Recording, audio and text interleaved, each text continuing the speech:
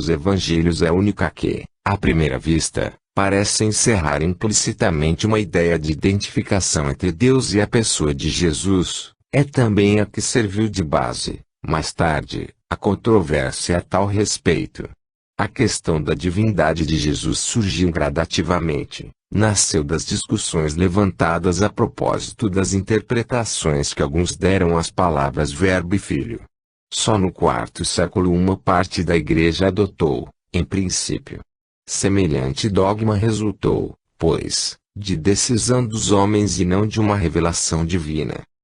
É de notar-se, antes de tudo, que as palavras acima citadas são de João e não de Jesus e que, ainda quando se admita que não tenham sido alteradas, elas não exprimem, na realidade, mais que uma opinião pessoal, uma indução, em que se depara com o misticismo habitual da sua linguagem, não poderiam, pois, prevalecer contra as reiteradas afirmações do próprio Jesus. Mesmo, porém, aceitando-as tais quais são, elas não resolvem de modo algum a questão no sentido da divindade, porquanto se aplicariam igualmente a Jesus, criatura de Deus. Com efeito, o Verbo é Deus, porque é a palavra de Deus. Tendo recebido diretamente de Deus a palavra, com a missão de a revelar aos homens, ele a assimilou. A palavra divina, de que se penetrara, encarnou nele. Ele a trouxe consigo ao nascer e assim é que João pode com razão dizer, o Verbo foi feito carne e habitou entre nós.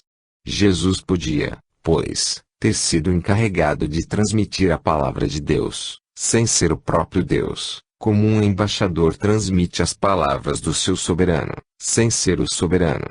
Segundo o dogma da divindade, é Deus quem fala. Na outra hipótese, ele fala pela boca do seu enviado, o que nada tira a autoridade das suas palavras. Mas, quem autoriza esta suposição, de preferência a outra?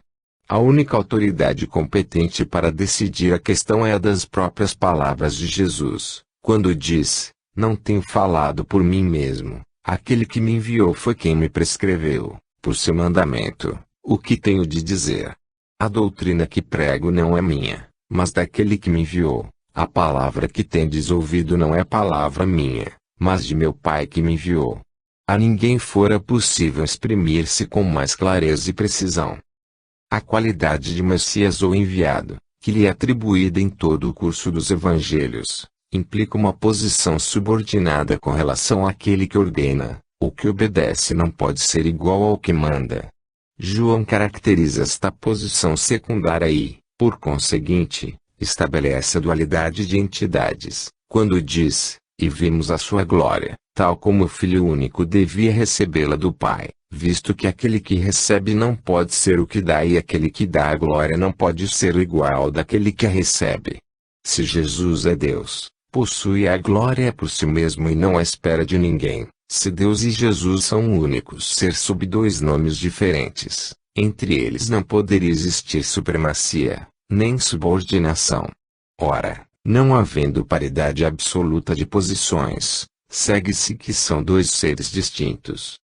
A qualificação de Messias divino não exprime que haja mais igualdade entre o mandatário e o mandante, do que a de enviado real entre um rei e seu representante. Jesus era um Messias divino pelo duplo motivo de que de Deus é que tinha a sua missão e de que as suas perfeições o punham em relação direta com Deus. 9. O Filho de Deus e o Filho do Homem. O título de Filho de Deus, longe de implicar igualdade, é, muito ao contrário, indício de uma submissão. Ora, ninguém é submetido a si mesmo, mas alguém. Para que Jesus fosse, em absoluto, igual a Deus, fora preciso que ele existisse, como Deus, de toda a eternidade, isto é, que fosse criado. Ora, o dogma diz que Deus o gerou desde toda a eternidade, mas quem diz gerou diz criou. Fosse ou não desde toda a eternidade, ele não deixa por isso de ser uma criatura e de estar, como tal, subordinada ao seu Criador. É a ideia que implicitamente se contém no termo filho. Nasceu Jesus no tempo? Ou, por outra, houve um tempo, na eternidade passada, em que ele não existia? Ou é ele coeterno com o Pai? Tais as sutilezas sobre que disputaram durante séculos. Em que autoridade se apoia a doutrina da coeternidade, que passou ao estado de dogma? Na opinião dos homens que engendraram. Mas, esses homens em que autoridade fundaram semelhante opinião? Não foi na de Jesus, pois que este se declara subordinado, não foi na dos profetas que o anunciam como o enviado e o servo de Deus. Em que documentos desconhecidos, mais autênticos do que os evangelhos, encontraram eles tal doutrina? Parece que só na consciência e na superioridade de suas próprias luzes. Deixemos, pois, essas discussões vãs, que a nada conduzem e cuja própria solução, fosse esta possível, não tornaria melhores os homens. Digamos que Jesus é Filho de Deus, como todas as criaturas, que ele chama Deus Pai, como nós aprendemos a tratá-la de nosso Pai. É o Filho bem-amado de Deus, porque, tendo alcançado a perfeição, que aproxima de Deus a criatura, possui toda a confiança e toda a afeição de Deus. Ele se diz Filho único, não porque seja o único ser que haja chegado à perfeição, mas porque era o único predestinado a desempenhar aquela missão na terra. Se pode parecer que a qualificação de Filho de Deus apoia a doutrina da divindade, o mesmo já não se dá com a de Filho do homem, que também Jesus deu a si mesmo, em sua missão, e que constitui objeto de muitos comentários. Para lhe compreendermos o verdadeiro sentido, temos que remontar à Bíblia, onde a encontramos dada pelo próprio Deus ao profeta Ezequiel. Tal a imagem do Senhor, que me foi apresentada. Ao ver aquelas coisas, caí de rosto em terra e ouvi uma voz que me falou assim: Filho do homem, deite de pé e eu falarei contigo. E, tendo-me falado dessa maneira, o Espírito entrou em mim e me firmou nos pés e eu vi que me falava, dizendo: Filho do homem, envio-te aos filhos de Israel, a um povo apóstata, que se retirou de mim. Violaram até hoje, eles e seus pais, a aliança que eu com eles fizera. Ezequiel 2:1, 2, 3. Filho do homem, eis que eles te prepararam grilhões, acorrentar-te-ão e dali não sairás. Idem 13:25.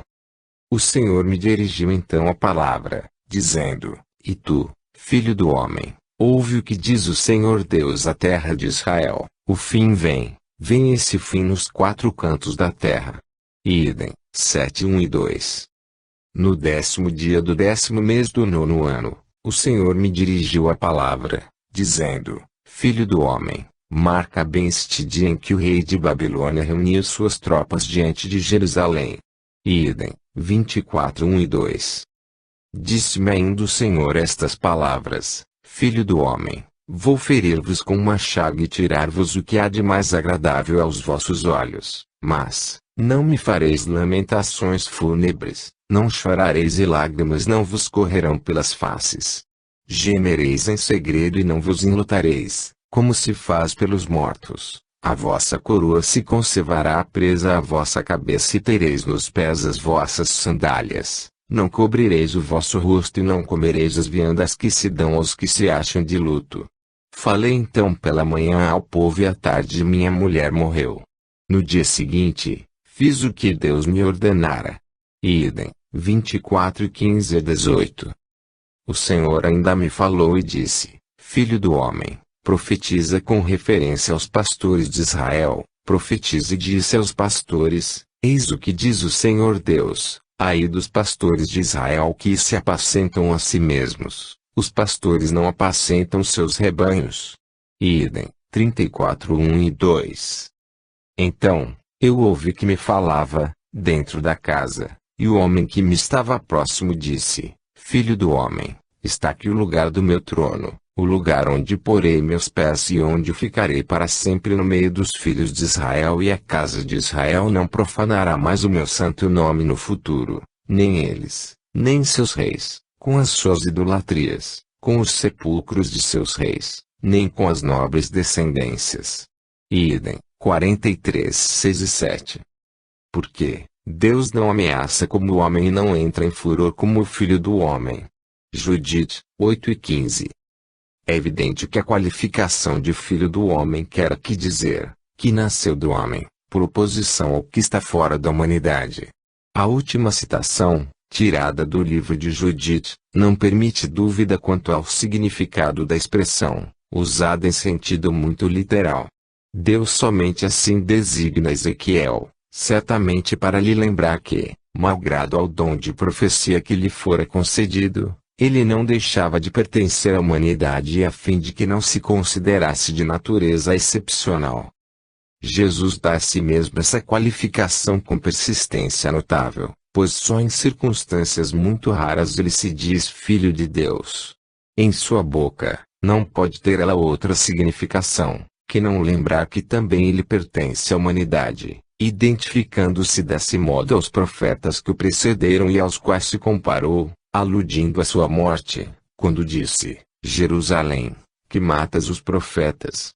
A insistência com que ele se designa por Filho do Homem parece um protesto antecipado contra a qualidade que, segundo previa, lhe seria dada mais tarde, a fim de ficar bem determinado que essa qualidade não saíra de seus lábios. É de notar-se que, durante essa interminável polêmica que apaixonou os homens por longa série de séculos e que ainda continua, que acendeu fogueiras e fez correr rios de sangue, o que se discutia era uma abstração, a natureza de Jesus, da qual se fizera a pedra angular do edifício, embora deste não falassem e hajam olvidado uma coisa, a que o Cristo disse ser toda a lei e os profetas, o amor de Deus e do próximo e a caridade, que ele estabeleceu como condição expressa da salvação. Aferraram-se à questão da afinidade de Jesus com Deus e emudeceram com relação às virtudes que ele recomendou e exemplificou. O próprio Deus ficou apagado, ante a exaltação da personalidade do Cristo. No símbolo de Nicéia, disse apenas, cremos num só Deus, etc. Mas, como é esse Deus? Nenhuma menção aliada aos seus atributos essenciais, a soberana bondade e a soberana justiça. É que estas palavras teriam sido a condenação dos dogmas que consagram a sua parcialidade para com certas criaturas, a sua inexorabilidade, o seu ciúme, a sua cólera, o seu espírito de vindita, e com que justificaram as crueldades cometidas em seu nome. Se o símbolo de Nicéia, que se tornou o fundamento da fé católica, estava conforme ao Espírito do Cristo, porque o anátema com que ele termina. Não está aí uma prova de que ele é obra da paixão dos homens? A que se deve, aliás, a sua adoção? A pressão do imperador Constantino, que dele fez uma questão mais política, do que religiosa. Sem sua ordem, o concílio de Nicéia não se houvera realizado. Sem a intimidação que ele exerceu, é mais que provável que o arianismo levasse a melhor. Tudo, pois, dependeu da autoridade soberana de um homem, que não pertence à Igreja, que reconheceu, mais tarde, o erro político que cometeu e que inutilmente procurou voltar atrás, conciliando os partidos. Unicamente daquela autoridade dependeu não haver arianos em vez de católicos e de não ser hoje o arianismo a ortodoxia e o catolicismo a heresia. Após 18 séculos de lutas e disputas vãs, no curso das quais foi posta inteiramente de lado a parte mais essencial do ensino do Cristo, a única que podia garantir a paz para a humanidade, toda a gente se acha cansada dessas discussões estéreis, que só a perturbações conduziram, gerando incredulidade, e cujo objeto já não satisfaz a razão. A opinião geral manifesta hoje uma tendência acentuada a voltar às ideias fundamentais da Igreja primitiva e à parte moral dos ensinamentos do Cristo, por ser a única que pôde tornar melhores os homens. Essa é clara, positiva e não pode abrir ensejo a nenhuma controvérsia. Se, desde o princípio, a Igreja houvesse tomado esse caminho, seria agora onipotente em vez de estar em declínio. Houvera congregado a imensa maioria dos homens, em lugar de ter sido esfacelada pelas facções. Quando marcharem sob essa bandeira, os homens se darão as mãos fraternalmente, em vez de se anatematizarem e amaldiçoarem, por questões que quase nunca compreendem. Aquela tendência da opinião é sinal de que chegou o momento de ser levada a questão para o verdadeiro terreno. Influência perniciosa das ideias materialistas sobre as artes em geral, a regeneração delas por meio do espiritismo. Lê-se na seção Correio de Paris, do Mundo Ilustrado, de 19 de dezembro de 1868. Carmouche escreveu mais de 200 comédias e vaudevilles e, quando muito, o nosso tempo apenas lhe conhecerá o nome. É que a glória dramática, que tantas cobiças desperta, é terrivelmente fugaz. A menos que um autor haja produzido excepcionais obras-primas, condenado se acha a ver o seu nome cair no esquecimento, logo que lhe deixe de estar na brecha. Mesmo durante a luta, a maioria lhe ignora a existência. Com efeito, o público, quando lê o cartaz, apenas atenta no título da peça, pouco lhe importa o nome de quem a escreveu. Tente o leitor lembrar-se de quem escreveu tal ou tal obra encantadora, cuja lembrança lhe ficou. Quase sempre se encontrará na impossibilidade de declinar esse nome. E quanto mais avançarmos, tanto mais assim será, pois que as preocupações de ordem material cada vez mais se sobrepõem aos cuidados artísticos. Precisamente a esse propósito, Carmouche contava uma anedota típica. Conversando, dizia, com o meu alfarrabista, acerca do seu comerciozinho, ele se manifestava assim: isto não vai mal, meu senhor, mas modifica-se, os artigos que se vendem já não são os mesmos de antes.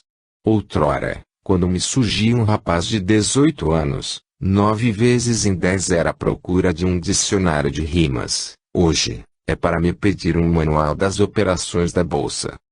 As preocupações de ordem material se sobrepõem aos cuidados artísticos, mas, como não ser assim, quando os maiores esforços se fazem para concentrar todos os pensamentos do homem na vida carnal e para destruir nele toda a esperança, toda aspiração que ultrapasse essa existência, é lógica, inevitável semelhante consequência para aquele que nada vê fora do círculo estreito da efêmera vida presente.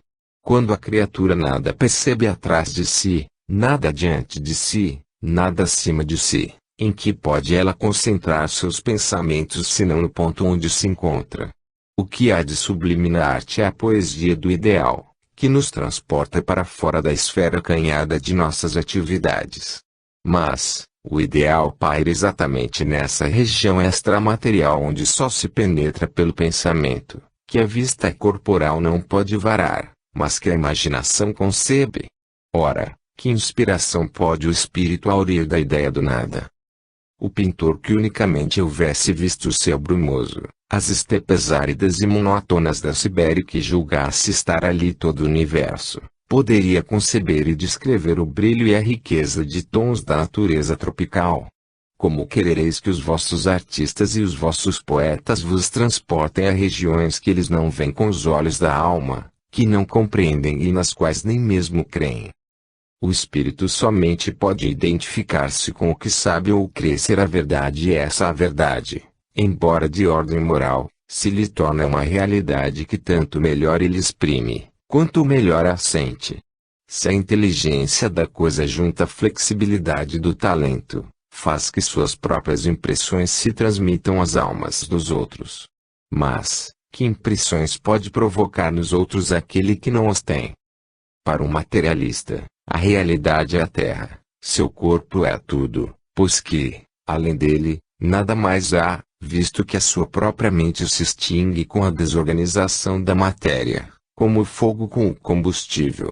Não pode, portanto, com a linguagem da arte, exprimir senão o que vê e sente. Ora, se ele só vê e sente a matéria tangível, unicamente isso lhe é possível exprimir. Nada pode aurir de onde apenas vê o vazio. Se aventura por um mundo que desconhece, entra aí como cego e, malgrado os esforços que empregue para elevar-se ao diapasão do idealismo, fica no terra a terra, como um pássaro sem asas. A decadência das artes, neste século, resultou inevitavelmente da concentração dos pensamentos sobre as coisas materiais, concentração essa que, a seu turno, é o resultado da ausência de toda a crença, de toda a fé na espiritualidade do ser. O século apenas colhe o que semeou. Quem semeia pedras não pode colher frutas. As artes não sairão do torpor em que jazem, senão por meio de uma reação no sentido das ideias espiritualistas. Como poderiam o pintor, o poeta, o literato, o músico ligar seus nomes a obras duráveis, quando, em sua maioria, eles próprios não creem no futuro de seus trabalhos, quando não se apercebem de que a lei do progresso, força invencível que arrasta os universos pela estrada do infinito, lhes pede mais do que descoradas cópias das criações magistrais dos artistas dos tempos idos. Toda a gente se lembra dos Fídias, dos Apeles, dos Rafaéis, dos Miguéis Ângelos, luminosos faróis que se destacam da obscuridade dos séculos transcorridos, como fúlgidas estrelas em meio de profundas trevas, mas, quem se lembrará de notar o claror de uma lâmpada a lutar contra o brilho do sol de um dia de verão? O mundo caminhou a passos gigantescos desde os tempos históricos. Os filósofos dos povos primitivos gradualmente se transformaram. As artes que se apoiam nas filosofias que lhes são a consagração idealizada, também tiveram que se modificar e transformar.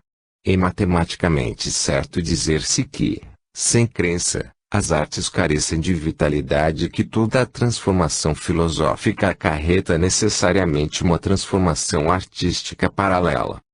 Em todas as épocas de transformação, as artes periclitam, porque a crença em que se estribam não basta as inspirações engrandecidas da humanidade e porque, não estando ainda adotadas pela grande maioria dos homens os novos princípios, os artistas não ousam explorar, senão de modo hesitante, a mina desconhecida que se lhes abre sobre os passos.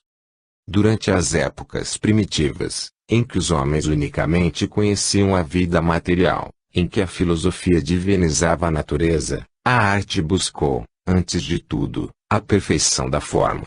A beleza corporal era, então, a qualidade capital. A arte se aplicou em a reproduzir e idealizar. Mais tarde, a filosofia enveredou por nova senda. Os homens, progredindo, reconheceram que acima da matéria havia uma potência criadora e organizadora, que recompensava os bons, punia os maus e fazia da caridade uma lei. Um mundo novo, o mundo moral se edificou sobre as ruínas do mundo antigo. Dessa transformação nasceu uma arte nova que fez palpitar-se a alma sob a forma e junto à percepção plástica a expressão de sentimentos que os antigos desconheceram. A ideia viveu sob a matéria, mas revestiu as formas severas da filosofia em que a arte se inspirava. As tragédias de Ésquilo, aos mármores de Milo, sucederam as descrições e as pinturas das torturas físicas e morais dos réprobos. A arte se elevou, revestiu caráter grandioso e sublime, porém ainda sombrio. Ela está toda, com efeito, na pintura do inferno e do céu da Idade Média, na de sofrimentos eternos, ou de uma beatitude muito distante, colocada tão alto, que nos parece quase inacessível. É talvez por isso que ela nos toca tão pouco, quando a vemos reproduzida na tela ou no mármore. Também hoje, ninguém ousaria contestá-lo. O mundo está num período de transição, solicitado violentamente por hábitos obsoletos, crenças precárias do passado e verdades novas, que lhe são progressivamente desvendadas. Assim como a arte cristã sucedeu à arte pagã, transformando-a, a arte espírita será o complemento e a transformação da arte cristã. O Espiritismo, efetivamente, nos mostra por vir sob uma luz nova e mais ao nosso alcance. Por ele, a felicidade está mais perto de nós, está ao nosso lado, nos espíritos que nos cercam e que jamais deixaram de estar em relação conosco. A morada dos eleitos, a dos condenados já não se acham insuladas. A incessante solidariedade entre o céu e a terra, entre todos os mundos de todos os universos. A aventura consiste no amor mútuo de todas as criaturas que chegam à perfeição e numa constante atividade, com o objetivo de instruir e conduzir àquela mesma perfeição os que se tornaram retardatários. O inferno está no próprio coração do culpado, que tem nos remorsos o seu castigo, não mais, todavia, eterno, e ao mal, que toma o caminho do arrependimento, se depara de novo a esperança, sublime consolação dos desgraçados. Que inesgotáveis fontes de inspiração para a arte! Que obras-primas de todos os gêneros as novas ideias suscitarão, pela reprodução das cenas tão multiplicadas e várias da vida espírita. Em vez de representar despojos frios e inanimados, ver-se a uma mãe tendo ao lado a filha querida em sua forma radiosa e etérea, a vítima a perdoar ao seu algoz, o criminoso a fugir em vão ao espetáculo, de contínuo renascente, de suas ações culposas. O insulamento do egoísta e do orgulhoso, em meio da multidão, a perturbação do espírito que volve a vida espiritual, etc., etc. E, se o artista quiser elevar-se acima da esfera terrestre, aos mundos superiores, verdadeiros Édens onde os espíritos adiantados gozam da felicidade que conquistaram, ou, se desejar reproduzir alguns aspectos dos mundos inferiores, verdadeiros infernos onde reinam soberanamente as paixões, que cenas emocionantes, que quadros palpitantes de interesse se lhe depararão. Sem dúvida, o Espiritismo abre à arte um campo inteiramente novo, imenso e ainda inexplorado. Quando o artista houver de reproduzir com convicção o mundo espírita, aurirá nessa fonte as mais sublimes inspirações e seu nome viverá nos séculos vindouros, porque as preocupações de ordem material e efêmeras da vida presente sobreporá o estado da vida futura e eterna da alma. Teoria da beleza. Será a beleza coisa convencional e relativa a cada tipo. O que, para certos povos, constitui a beleza, não será, para outros, horrenda fealdade. Os negros se consideram mais belos que os brancos e vice-versa. Nesse conflito de gostos, haverá uma beleza absoluta. Em que consiste ela? Somos, realmente, mais belos do que os hotentotes e os cafres. Por quê? Esta questão que, à primeira vista, parece estranha ao objeto dos nossos estudos, a eles, no entanto, se prende de modo direto e entende com o futuro mesmo da humanidade. Ela nos foi sugerida, assim como a sua solução, pela seguinte passagem de um livro muito interessante e muito instrutivo, intitulado As Revoluções Inevitáveis no Globo e na Humanidade, de Carlos Richard. O autor combate a opinião dos que sustentam a degenerescência física do homem, desde os tempos primitivos, refuta vitoriosamente a crença na existência de uma primitiva raça de gigantes e empreende provar que, do ponto de vista físico e do talhe, os homens de hoje valem os antigos, se é que não os ultrapassam. Tratando da beleza das formas, exprime-se ele assim, nas páginas 41 e seguintes. Pelo que toca à beleza do rosto, à graça da fisionomia, ao conjunto que constitui a estética do corpo, ainda é mais fácil de comprovar se a melhoria operada.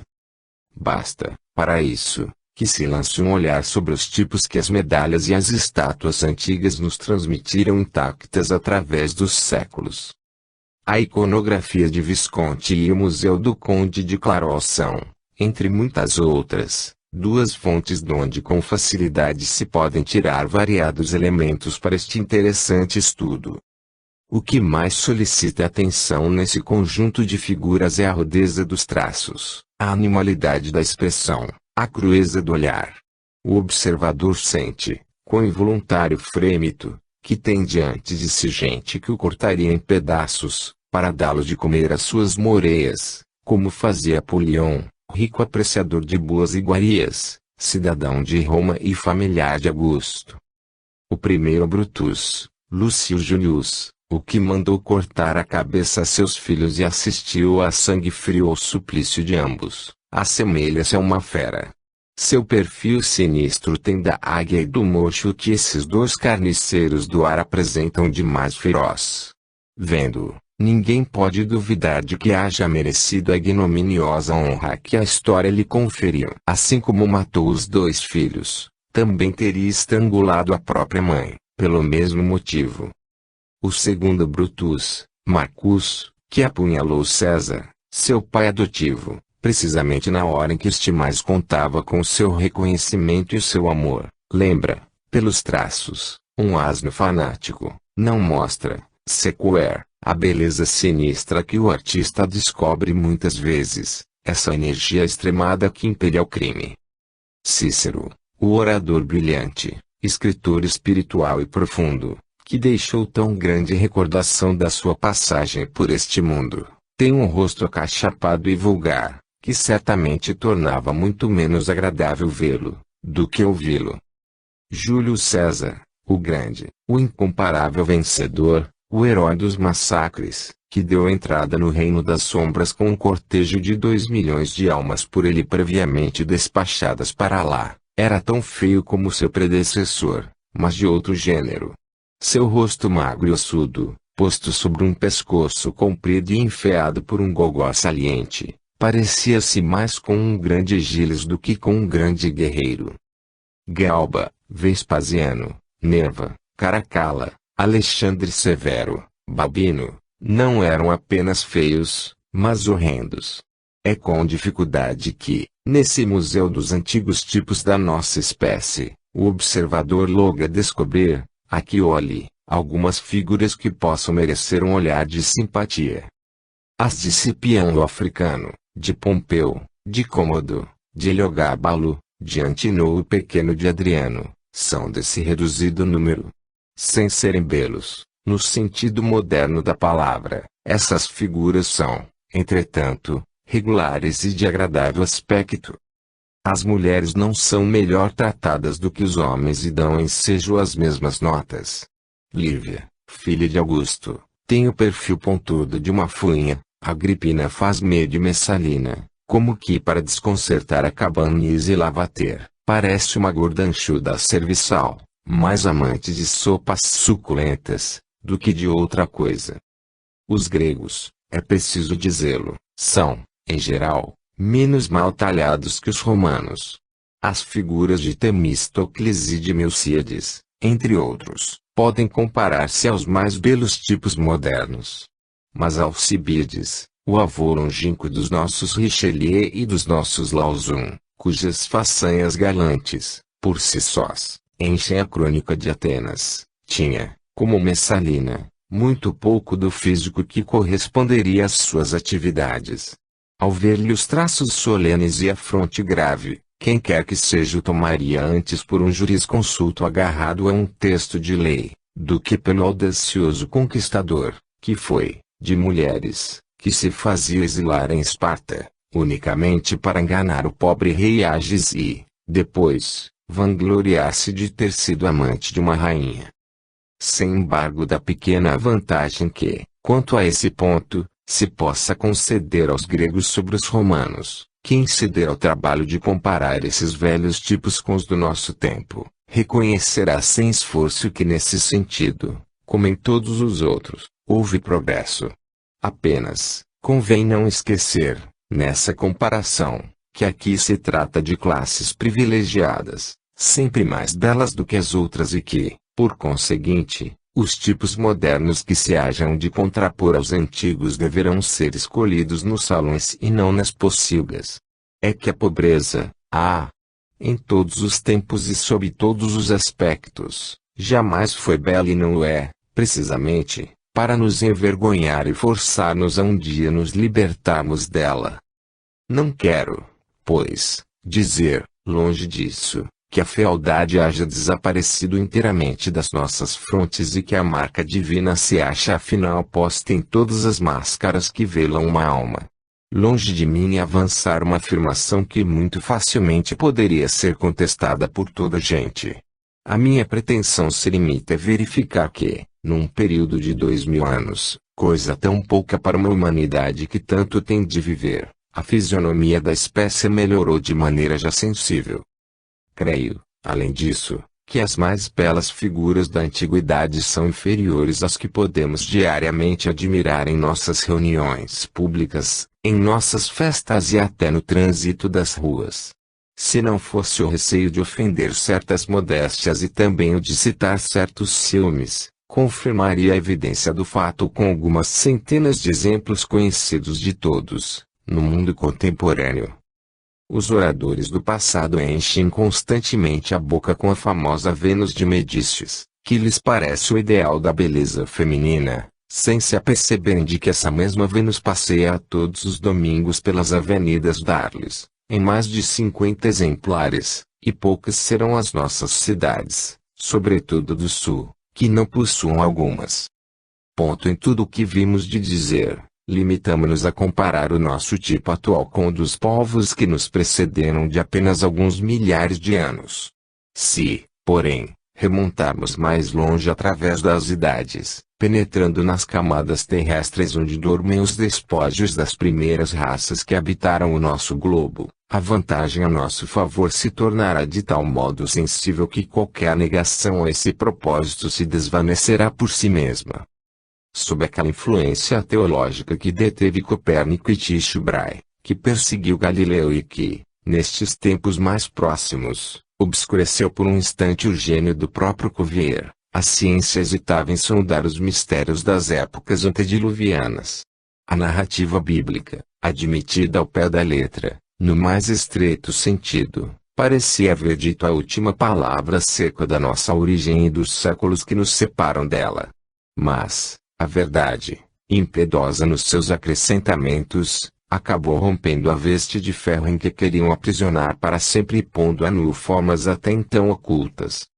O homem que vivia, antes do dilúvio, em companhia dos mastodontes, do urso das cavernas e de outros grandes mamíferos hoje desaparecidos, o homem fóssil, numa palavra, por tão longo tempo negado, foi encontrado afinal, ficando fora de dúvida sua existência. Os recentes trabalhos dos geólogos, particularmente os de Boucher de Perthes, de Philippe e de Lieu, permitem-se apreciem os caracteres físicos desse venerável avô do gênero humano. Ora, a despeito dos contos imaginados pelos poetas, sobre a beleza originária, malgrado ao respeito que lhe é devido, como chefe antigo da nossa raça, a ciência é obrigada a atestar que ele era de prodigiosa fealdade. Seu ângulo facial não passava de 70, suas mandíbulas, de considerável volume, eram armadas de dentes longos e salientes, tinha fugidia a fronte e as têmporas achatadas, o nariz esborrachado, largas as narinas. Em resumo, esse venerável pai devia assemelhar-se bem mais a um orangotango, do que os seus afastados filhos de hoje, a tal ponto que, se não lhe houvessem achado ao lado as achas de sílex que fabricara aí, em alguns casos, animais que ainda apresentavam traços das feridas causadas por essas armas informes, fora de duvidar-se do papel que ele desempenhava na nossa filiação terrestre. Não somente sabia fabricar achas de sílex, como também clavas e pontas de dardos, da mesma matéria. A galantaria antediluviana chegava mesmo a confeccionar braceletes e colares de pedrinhas arredondadas para adorno, naqueles tempos longínquos, dos braços e pescoços do sexo encantador, que depois se tornou muito mais exigente, como todos podem testemunhar. Não sei o que a respeito pensarão as elegantes dos nossos dias, cujas espáduas cintilam de diamantes. Quanto a mim, confesso, não me posso forrar a uma emoção profunda, ao pensar nesse primeiro esforço que o homem, mal diferenciado do bruto, fez para agradar a sua companheira, pobre e nua como ele, no seio de uma natureza inóspita, sobre a qual a sua raça há de reinar um dia. Ó, distanciados a vós!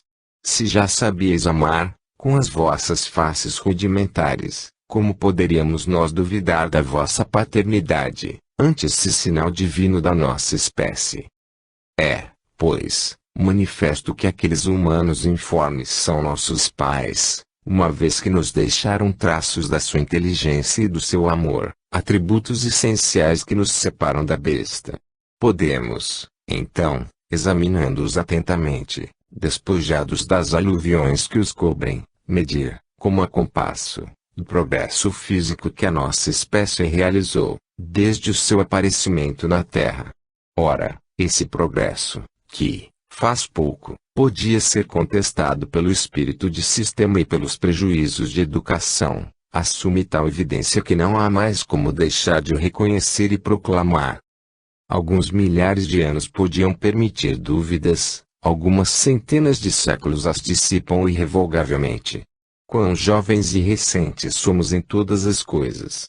Ainda ignoramos o nosso lugar e o nosso caminho na imensidade do universo e ousamos negar progressos que, por falta de tempo, ainda não puderam ser reconhecidos. Crianças que somos, tenhamos um pouco de paciência e os séculos, aproximando-nos da meta, nos revelarão esplendores que, no seu afastamento, escapam aos nossos olhos apenas entreabertos. Mas, desde já, proclamemos em altas vozes, pois que a ciência não o permite, o fato capital e consolador do progresso lento, mas seguro, do nosso tipo físico, rumo a esse ideal que os grandes artistas entreviram, graças às inspirações que o céu lhes envia, revelando-lhes seus segredos. O ideal não é produto ilusório da imaginação, um sonho fugitivo destinado a dar, de tempos a tempos, compensação às nossas misérias. É um fim assinado por Deus aos nossos aperfeiçoamentos, fim infinito, porque só o infinito, em todos os casos, pode satisfazer ao nosso espírito e oferecer-lhe uma carreira digna dele. Destas judiciosas observações, resulta que a forma dos corpos se modificou em sentido determinado e segundo uma lei, à medida que o ser moral se desenvolveu, que a forma exterior está em relação constante com o instinto e os apetites do ser moral, que, quanto mais seus instintos se aproximam da animalidade, tanto mais a forma igualmente dela se aproxima, enfim, que, à medida que os instintos materiais se depuram e dão lugar a sentimentos morais, o envoltório material, que já não se destina à satisfação de necessidades grosseiras, toma formas cada vez menos pesadas, mais delicadas, de harmonia com a elevação e a delicadeza das ideias. A perfeição da forma é, assim, consequência da perfeição do espírito, donde se pode concluir que o ideal da forma há de ser a que revestem os espíritos em estado de pureza, a com que sonham os poetas e os verdadeiros artistas, porque penetram, pelo pensamento, nos mundos superiores. Disse, de há muito, que o semblante é o espelho da alma. Esta verdade, que se tornou axioma, explica o fato vulgar de desaparecerem certas fealdades sob o reflexo das qualidades morais do espírito e o de, muito a miúde, se preferir uma pessoa feia, dotada de eminentes qualidades, a outra que apenas possui a beleza plástica. É que o semelhante fealdade consiste unicamente em irregularidades de forma, mas sem excluir a finura dos traços, necessária à expressão dos sentimentos delicados. Do que precede se pode concluir que a beleza real consiste na forma que mais afastada se apresenta da animalidade e que melhor reflete a superioridade intelectual e moral do espírito, que é o ser principal. Influindo o moral, como influi, sobre o físico, que ele apropria suas necessidades físicas e morais, segue-se, primeiro, que o tipo da beleza consiste na forma mais própria à expressão das mais altas qualidades morais e intelectuais, segundo, que, à medida que o homem se elevar moralmente, seu envoltório se irá viziando do ideal da beleza, que é a beleza angélica. O negro pode ser belo para o negro, como um gato é belo para um gato, mas, não é belo em sentido absoluto, porque seus traços grosseiros, seus lábios espessos acusam a materialidade dos instintos, podem exprimir as paixões violentas, mas não podem prestar-se a evidenciar os delicados matizes do sentimento, nem as modulações de um espírito fino. Daí o podermos, sem fatuidade, creio, dizer-nos mais belos do que os negros e os hotentotes. Mas, também pode ser que, para as gerações futuras, melhoradas, sejamos o que são os hotentotes com relação a nós. E quem sabe se, quando encontrarem os nossos fósseis, elas não os tomarão pelos de alguma espécie de animais. Lido que foi na Sociedade de Paris, este artigo se tornou objeto de grande número de comunicações, apresentando todas as mesmas conclusões.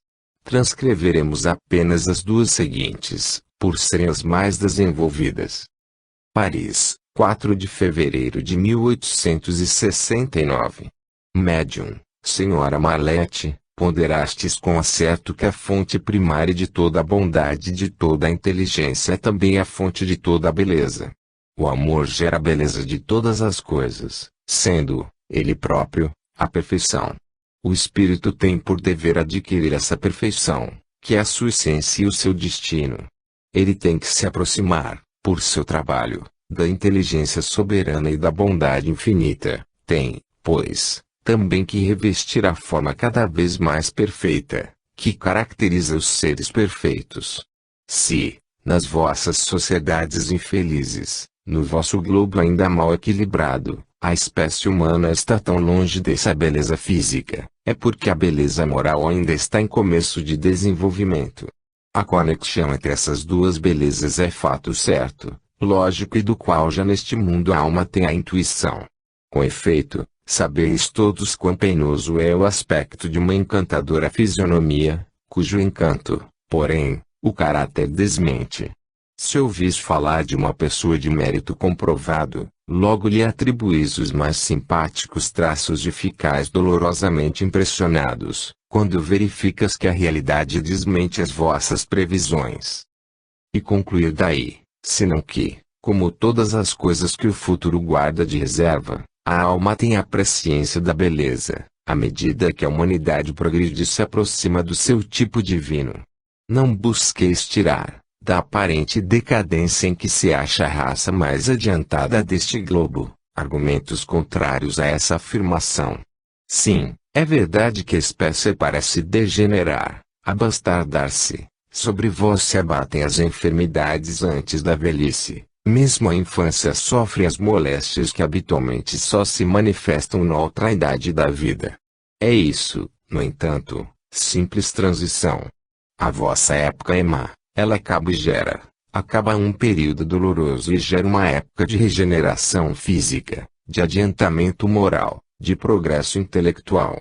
A nova raça, de que já falei, terá mais faculdades, mais recursos para os serviços do espírito, será maior, mais forte, mais bela. Desde o princípio, por-se-á de harmonia com as riquezas da criação que a vossa raça, descuidosa e fatigada, desdenha ou ignora. Ter-lhe-eis feito grandes coisas, das quais ela aproveitará, avançando pela estrada das descobertas e dos aperfeiçoamentos, com um ardor febril cujo poder desconheceis. Mais adiantados também em bondade, os vossos descendentes farão desta infeliz terra o que não haveis sabido fazer, um mundo ditoso, onde o pobre não será repelido, nem desprezado, mas socorrido por vastas e liberais instituições. Já desponta a aurora dessas ideias, chega-nos, por momentos, a claridade delas. Amigos, eis afinal o dia em que a luz brilhará na terra obscura e miserável, em que a raça será boa e bela, de acordo com o grau de adiantamento que haja alcançado, em que o sinal posto na fronte do homem já não será o da reprovação, mas um sinal de alegria e de esperança. Então, os espíritos adiantados virão, em multidões, tomar lugar entre os colonos deste globo, estarão em maioria e tudo lhes cederá ao passo. Far-se-á a renovação e a face do globo será mudada, porquanto essa raça será grande e poderosa e o momento em que ela vier assinalará o começo dos tempos venturosos. Pampilhe. Paris, 4 de fevereiro de 1869. A beleza, do ponto de vista puramente humano, é uma questão muito discutível e muito discutida. Para apreciarmos bem, precisamos estudá-la como amador desinteressado. Aquele que estiver sob encantamento não pode ter voz no capítulo. Também entra em linha de conta o gosto de cada um, nas apreciações que se fazem. Belo, realmente belo só é o que o é sempre e para todos, e essa beleza eterna, infinita, é a manifestação divina em seus aspectos incessantemente variados, é Deus em suas obras e nas suas leis. Eis é a única beleza absoluta. É a harmonia das harmonias e tem direito ao título de absoluta, porque nada de mais belo se pode conceber. Quanto ao que se convencionou chamar belo, que é verdadeiramente digno desse título, não deve ser considerado senão como coisa essencialmente relativa, porquanto sempre se pode conceber alguma coisa mais bela, mais perfeita. Somente uma beleza existe, uma única perfeição, Deus. Fora dele, tudo que adornarmos com esses atributos não passa de pálido reflexo do belo único, de um aspecto harmonioso das 1001 harmonias da criação. Há tantas harmonias, quantos objetos criados, quantas belezas típicas, por conseguinte, determinando o ponto culminante da perfeição que qualquer das subdivisões do elemento animado pode alcançar. A pedra é a bela e bela de muros diversos. Cada espécie mineral tem suas harmonias e o elemento que reúne todas as harmonias da espécie possui a maior soma de beleza que a espécie possa alcançar. A flor tem suas harmonias, também ela pode possuí-las todas ou insularmente ser diferentemente bela, mas somente será bela quando as harmonias que concorrem para sua criação se acharem harmonicamente fusionadas. Dois tipos de beleza podem produzir, por fusão, um ser híbrido, informe, de aspecto repulsivo. Há então cacofonia. Todas as vibrações, insuladamente, eram harmônicas, mas a diferença de tonalidade entre elas produzia um desacordo, ao encontrarem-se as ondas vibrantes, daí o monstro.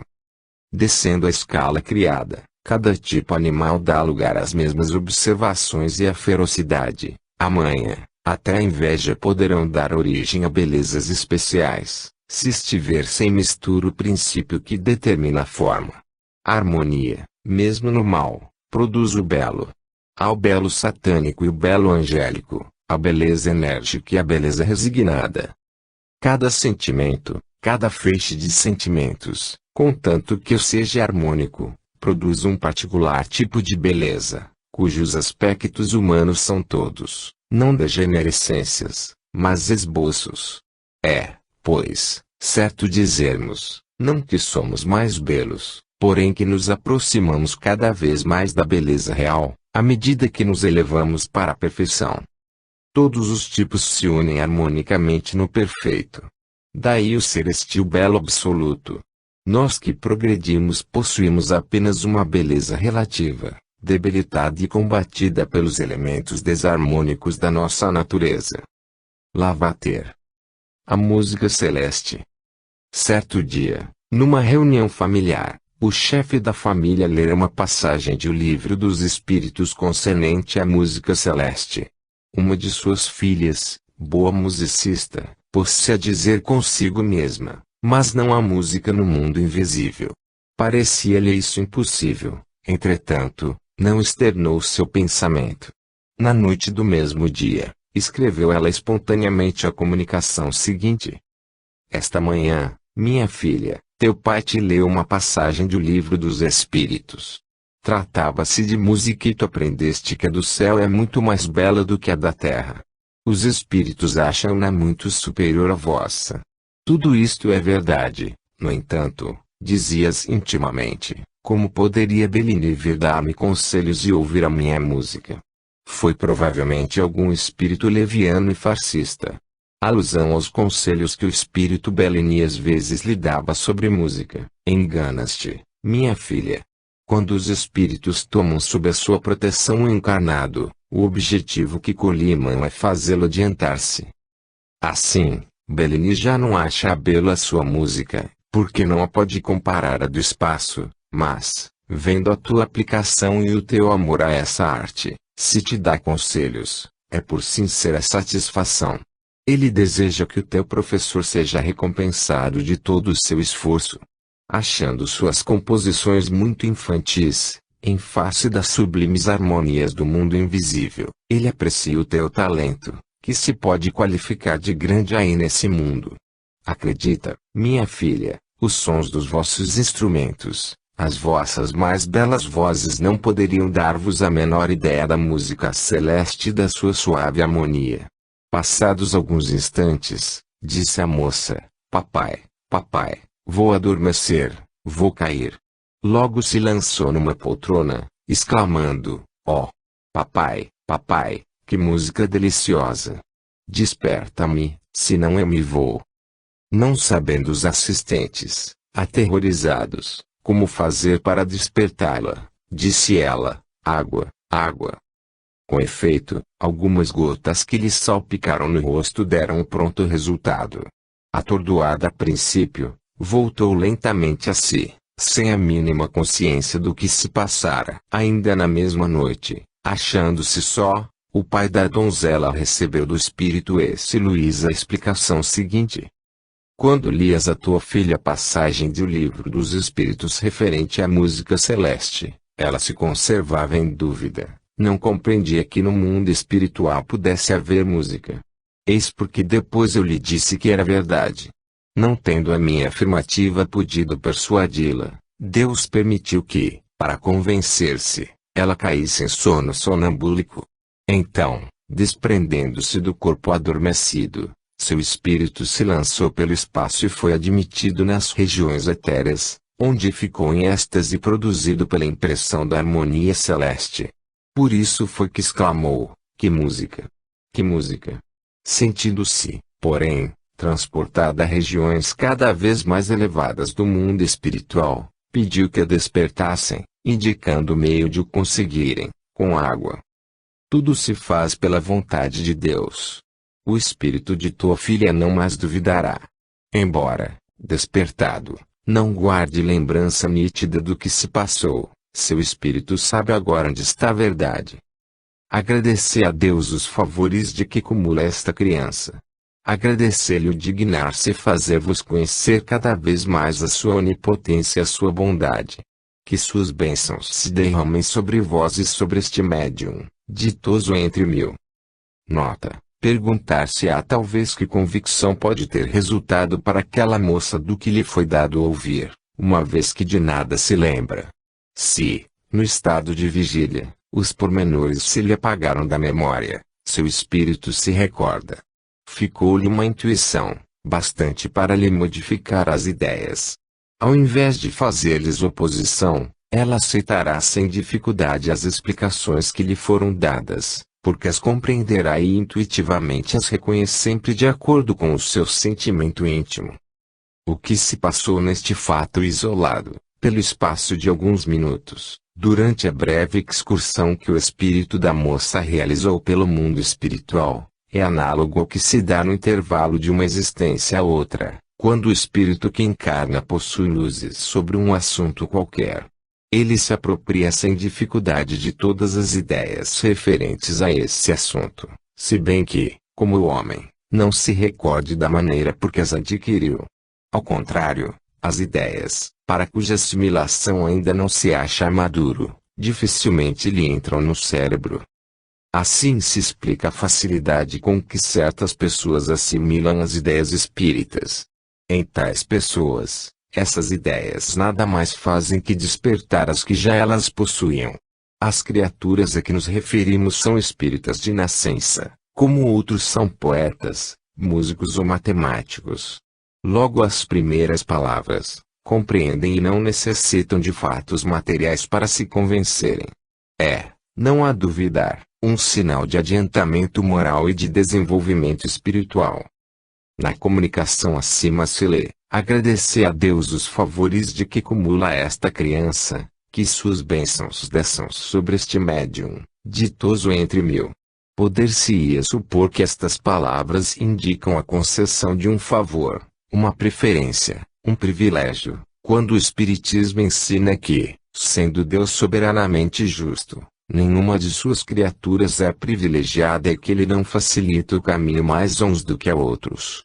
Sem nenhuma dúvida a mesma senda está aberta a todos, mas nem todos a percorrem com a mesma rapidez e com o mesmo resultado, nem todos aproveitam igualmente das instruções que recebem.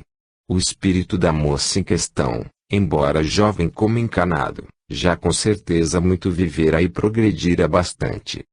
Os bons espíritos, achando-a dócil aos seus ensinamentos, se comprazem em instruí-la, como faz o professor ao aluno em quem descobre boas disposições.